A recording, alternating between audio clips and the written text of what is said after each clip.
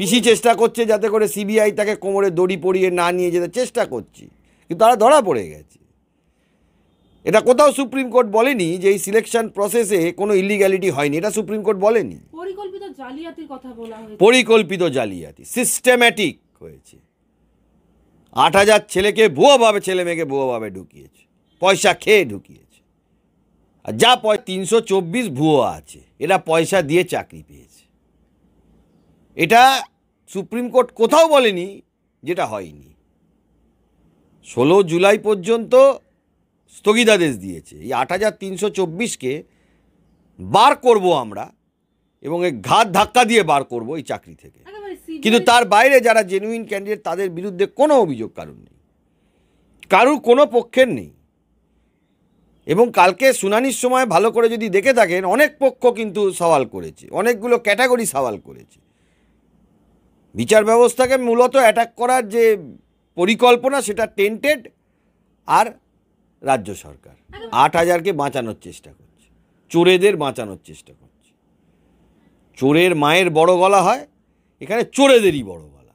পশ্চিমবাংলায় চোরের মায়ের বড় গলা বলে আমরা শুনেছি, চোরের বড় গলা, এদের বাঁচানোর চেষ্টা করছে। ওটা পিসি বলে রেখেছে কমিশনকে না দিতে, তাই জন্য দিচ্ছে না। আরও কয়েকবার দেখবে সুপ্রিম কোর্ট, নাহলে একই ফল হবে। এই যে ঘটনাটা কালকে স্টে অর্ডার হয়েছে, কলকাতা হাইকোর্টেও কিন্তু সুপ্রিম কোর্ট স্টে অর্ডার দিয়ে পাঠিয়েছিল। আর বারবার করে যখন হিয়ারিং হয়েছে, অর্ডারের রেকর্ড আছে, কলকাতা হাইকোর্টে ডিভিশন বেঞ্চ যোগ্য অযোগ্যদের তালিকা চেয়েছে, অর্ডারে রেকর্ড আছে। 270, 71, 72, 40, 41, 42 প্রত্যেকটা স্টেজ অফ হিয়ারিংয়ে চেয়েছে, দেয়নি। এই প্রসেস সুপ্রিম কোর্টে নিক, আরও 6 মাস চলতে দিন আরও মামলাটা, তারপরেই বুঝতে পারবেন। মিরার কপিগুলো ওরা ডিলিট করে দিয়েছে, ওগুলো ওরা ডেস্ট্রয় করে দিয়েছে। রাখলে তো ধরা পড়ে যাবে, চাকরি চলে যাবে, পিসি ভাইপোর জেল হয়ে যাবে। ওই জন্য ওগুলোকে আগে যারা চোর হয়, যে দেখুন সৎ হবে, সে সবটা বাঁচিয়ে রাখবে। যে চোর হবে সে সবার আগে এভিডেন্স ডেস্ট্রয় করে দেবে। চোরেরা এভিডেন্স ডেস্ট্রয় করে, যেটা নতুন কি, তবে ধরা সব কটা পড়বে, একটাও ছাড়া পাবে না। যে কটা গেছে, তো পশ্চিমবাংলার মন্ত্রী গেছে, তো আরও বড় মাথাও যাবে।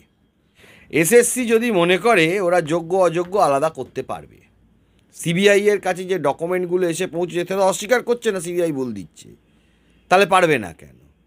ইচ্ছাকৃতভাবে এই জন্য করবে না, কারণ যদি করে তাহলে যেটা হতে পারে সেটা হলো এরা অযোগ্য প্রার্থীরা তারা মুখ খুলে দিতে পারে, তাতে পিসি ভাইপোর বিপদটা বাড়বে।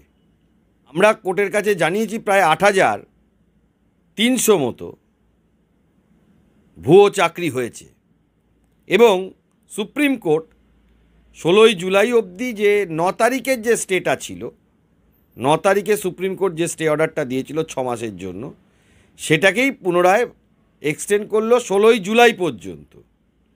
তবে ভুয়ো চাকরি যারা পেয়েছেন তারা যে খুব সুবিধে থাকবে আমি মনে করি না। কাদেরকে যোগ্য কথার কথা বলছি, সিবিআই রিপোর্টের মধ্যে যারা blank OMR, rank jump, over appointment এইগুলোই দিয়েছে, তার বাইরে দেয়নি। তো যদি সেটা করে থাকে তাহলে মমতা ব্যানার্জি সরকারের কাছে বলে ওই লিস্টটা পাবলিশ করে দিতে বলুন না। ভয় পাচ্ছেন কেন? লিস্টটাকে চেপে রেখেছেন কেন? পাবলিশ করে দিন, মামলা কালকেই শেষ হয়ে যাবে। 16 জুলাই অবধিও অপেক্ষা করতে হবে না, কালকেই মেনশন করে বলে দেবে যে রাজ্য সরকারের তরফ থেকে এই এতজন যোগ্য লিস্ট বেরিয়ে গেল আর এতজন অযোগ্য লিস্ট বেরিয়ে গেল। অযোগ্যরা দিতে হবে, যোগ্য লিস্টটা বার করে দিন, হয়ে গেল, কালকেই মামলা শেষ। সেইটা করবে না, সেইটা করবে না। 2011 সালের আগে এই ঘটনা ঘটেছে? ঘটেনি। এর জন্য পিসি ভাইপো দায়ী। দেখুন 8,000 যদি যায়, এই 8,000 নতুন নিয়োগ আমরা করানোর ব্যবস্থা করব। 8,000 যদি যায়, 8,000 নতুন নিয়োগ আমরা করানোর ব্যবস্থা করব। কিছু মানুষের তো উপকার হবে, সবার না হোক।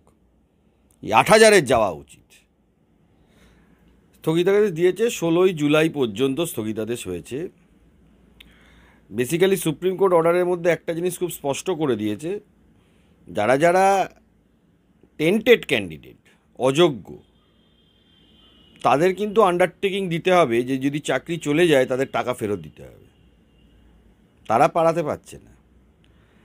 আর এই যে 16-17 হাজার ছেলে মেয়েকে সুপ্রিম কোর্ট দৌড়তে হচ্ছে, তাদের জীবনটা শেষ হয়ে গেল, তাদের বারবার তারা তো চাকরি পেয়েছিল শান্তিতে থাকার জন্য, এবং যারা চাকরি পায়নি যোগ্য হওয়া সত্ত্বেও এই 8,000 8,500 ভুয়ো নিয়োগের জন্য এই দুটো ক্যাটাগরি জীবনটাকে শেষ করলো এবং এই দুটো ক্যাটাগরিকে বিপদে ফেললো পশ্চিমবাংলায় ওই পিসি ভাইপোর সরকার পয়সা খেয়ে চাকরি ঢোকানোর জন্য।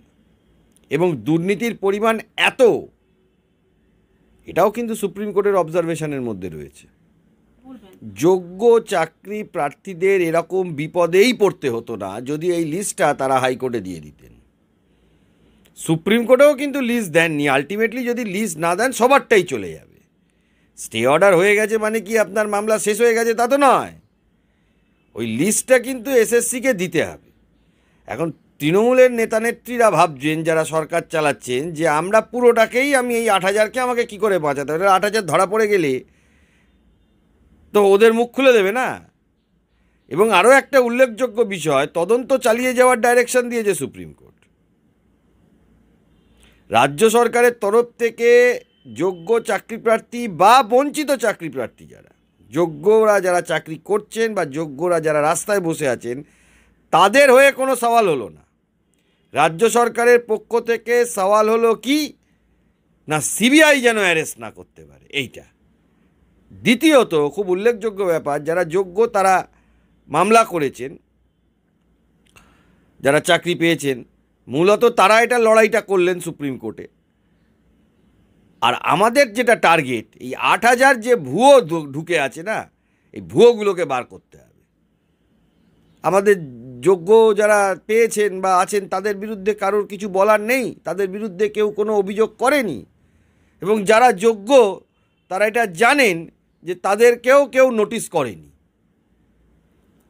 পিসি খুব খুশি হলেন, কারণ এই ভোটের পিরিয়ডে কে চাকরি পেল না গেল তাতে ওনার কিছু যায় আসে না, কারণ যা করার ওরা করে নিয়েছে। এখন 16ই জুলাই পর্যন্ত অন্তত ক্যাবিনেট মন্ত্রীরা কেউ অ্যারেস্ট হবে না, সেইটুকু প্রোটেকশন রয়ে গেল। আচ্ছা শুনুন তো, যোগ্যরা বিপদে পড়েছেন, স্টে দিয়েছে, এই যোগ্য ছেলেমেয়েগুলোকে সুপ্রিম কোর্টে যেতে হচ্ছে না, উকিলের পেছনে দৌড়তে হচ্ছে না, মাথায় টেনশন নিয়ে ঘুমোতে হচ্ছে না। যারা রাস্তায় বসে আছে চাকরি পাননি তাদের কি অবস্থা বলুন তো, তার জন্য কে দায়ী? হ্যাঁ, পুরো যদি দেখুন স্যাগ্রিগেশন যদি পসিবল না হয় তাহলে পুরোটাই বাতিল হবে। কিছু জেনুইন মানুষের কষ্ট হবে, কিছু যারা অনেক বছর চাকরি করেছেন তাদের জীবনে অনেক কষ্ট নেমে আসবে। জেনুইন ক্যান্ডিডেটের যদি স্যাগ্রিগেশন না হয় তাহলে এই প্যানেল বাতিল হয়ে যাবে। একটা প্রচেষ্টা সুপ্রিম কোর্ট করতে চাইছে যাতে করে স্যাগ্রিগেশনটা করা সম্ভব কি সম্ভব না। বলবেন দুটো ক্যাটাগরির লোক করেছে, একটা রাজ্য সরকারের তরফ থেকে আর যারা টেন্টেড ক্যান্ডিডেট তাদের তরফ থেকে। এই দুটো ক্যাটাগরি করেছে। তীব্র প্রতিবাদ জানিয়েছি আমরা। লাস্টে চিফ জাস্টিস বলেন যেখানে অভিজিৎ গঙ্গোপাধ্যায়ের বিচার হচ্ছে না, অন্য বেঞ্চ করেছে, সেই অন্য বেঞ্চের যে রায় হয়েছে সেটা নিয়ে বিচার হচ্ছে। ওদের টার্গেট কি জানেন তো? জুডিশিয়ারিকে অ্যাটাক করা। এরা হলো টার্গেট। চোর যারা হয় তাদেরই এটা টার্গেট করতে হয়। চোর, আপনি দেখুন ওখানে তো অনেক ক্যাটাগরি ক্যান্ডিডেটরা, কালকে অনলাইনে তো সবাই দেখেছে, অনেক ক্যাটাগরি, ধরুন জেনুইন আছে, ইনসার্ভে, টেন্টেড ক্যান্ডিডেট যারা, তারাই একমাত্র এই অ্যাটাকে নামবে, তার বাইরে না। টেন্টেড ক্যান্ডিডেটরা জানে যে আজ না হোক কাল তাদের চাকরি যে ধরা পড়ে গেছে। তো যারা অযোগ্য তারা ধরা পড়ে গেছে, দেরি হচ্ছে, বিচার প্রক্রিয়া সময় লাগছে, সেটা আলাদা কথা, ধরা পড়ে গেছে, তদন্ত প্রক্রিয়ার কোনো প্রভাব ফেলবে না। রাজ্য সরকার গেছেই ওই জন্য, কে চাকরি গেল না গেল তাতে রাজ্য সরকারের কিছু যায় আসে না। কোনো জেনুইন ক্যান্ডিডেট চাকরি না পেলেও পিসি ভাইপোর কিছু যায় আসে না। এই জন্য যায় আসে না, তার কারণ ওরা জেল নিয়ে ভাবছে, যা করার তো করে নিচ্ছে। 8,000কে যারা পয়সা নিয়ে চাকরি দিয়েছে, পয়সা ছাড়া 8,000 চাকরি পেয়েছে নাকি? প্যানেল এক্সপায়ারির পরে যারা চাকরি পেয়েছে তারা কি বিনা পয়সায় চাকরি পেয়েছে নাকি? রেকমেন্ডেশন হয়নি, ভুয়ো জাল রেকমেন্ডেশন লেটারে যারা চাকরি পেয়েছে তারা কি পয়সা ছাড়া চাকরি পেয়েছে নাকি? অনেকে জড়িয়ে, অনেকের নাম বেরোবে। বড় মামলা, 25,000 ছেলেমেয়ের ভবিষ্যৎ ইনভলভড, সঙ্গে যারা পায়নি তার সঙ্গে আরও ধরুন 10 লাখ লোক ইনভলভড আছে যারা পরীক্ষায় বসেছেন। অনেক সংখ্যা আছে বলে সময় লাগছে জালগুলোকে বাঁচানোর জন্য। জালগুলো রাস্তায় যদি দল বেঁধে নেমে মুখ খুলে দেয়, চোরেদেরকে সবসময় ব্যাকডোর প্রসেসই অ্যাডপ্ট করতে হয় না? চোরেরা কি সোজা প্রসেস অ্যাডপ্ট করতে পারে নাকি? যারা চোর হয় তারা তো ব্যাকডোর প্রসেসই অ্যাডপ্ট করবে, তারা কখনো সোজা প্রসেস অ্যাডপ্ট করতে পারে না। আপনি ভাবুন তো, পরীক্ষায় বসেনি তার চাকরি হয়ে যাবে? এটা হয় কখনো? সারা ভারতবর্ষে কোথাও হয়েছে? রেকমেন্ডেশন এসএসসি করেনি, বোর্ড অ্যাপয়েন্টমেন্ট দিয়ে বসে আছে, হয়েছে এটা? যোগ্য অযোগ্যর যদি লিস্ট দেয়, হলফনামা দিয়ে গেলে তো সেটা কোর্টে দেবে। আমি তো বলছি এসএসসি তাদের ওয়েবসাইটে পাবলিশ করুক। বিপদ এখনো বুঝতে পারছে না, ওয়েবসাইটে পাবলিশ করুক। আমি তো যাদের চাকরি চলে যাচ্ছে, আপনারা যদি জেনুইন ক্যান্ডিডেট হন, এসএসসি অফিসে যান, গিয়ে বলুন ওয়েবসাইটে পাবলিশ করতে। মামলা কালকে 16ই জুলাই অবধিও মামলা যাবে না, কালকেই মামলা শেষ হয়ে যাবে। যারা 25,000 ধরুন, যারা এই যে 15-16 হাজার যারা জেনুইন ক্যান্ডিডেট, তাদের তো দৌড়তে হচ্ছে সুপ্রিম কোর্টে।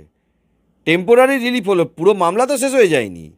যার বিরুদ্ধে মামলা নেই সে নিশ্চিন্তে ঘুমোচ্ছে, যার বিরুদ্ধে মামলা আছে সে তো রাতেবেলা ঘুমোতে পারছে। এদের তো পথে বসিয়ে দেওয়ার মতন অবস্থা করলো পিসি আর ভাইপো, আর কেউ না।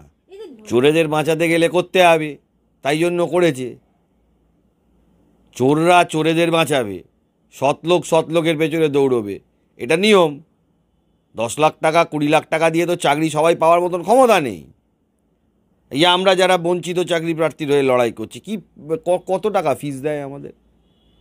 বিকাশ ভট্টাচার্য তো প্রায় ম্যাক্সিমামটাই বিনা পয়সায় যাতায়াত করছে, ম্যাক্সিমামটাই। মানে কোনো সুপ্রিম কোর্টে তো কিছুই ইয়ে হয় না, সামান্য কিছু হয়তো দিয়ে হয়তো কেউ হয়তো খরচটা জোগাড় করে দিল, এর বাইরে তো নেই। চোরেদেরকে বাঁচানোর জন্য এ রাজ্যে পয়সা না দিলে চাকরি হয় না।